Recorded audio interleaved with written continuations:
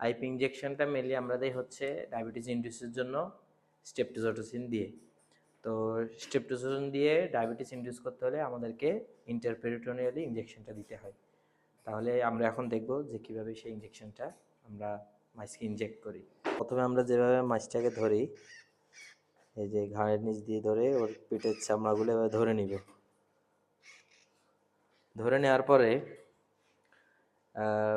এর এই যে দুই লেগের যে সংযোগ, এই বরাবর আমরা একটা ইমাজিনারি লাইন ইমাজিন করব। হ্যাঁ, ইমাজিন করার পরে এখান থেকে তার এনাস পর্যন্ত যদি আমি একটা রেখা টানি এই বরাবর ইমাজিনারি, আর এই মাঝখানের অংশটা সংযুক্ত করি, তাহলে এইখানে যে স্পেসটা আর এখানে যে স্পেসটা, এই দুইটি স্পেসটি হচ্ছে আইপি বা ইন্টারপেরিটোনিয়াল স্পেস। তাহলে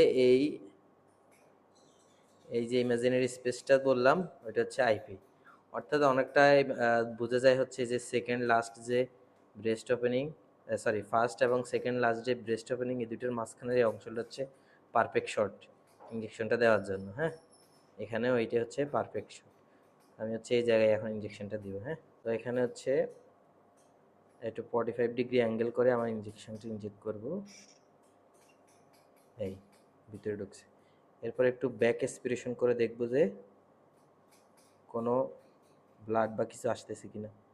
যেহেতু আসতেছে না, তার মানে এটা আইপি লোকেশনেই হচ্ছে ইনজেক্ট হয়েছে। এরপর ব্যাক এক্সপিরেশনের পরে আমি হচ্ছে এখন আমার মেডিসিন যেটা সেটা হচ্ছে ইনজেক্ট করে দেব। এরপরে বের করে নিয়ে আসবো।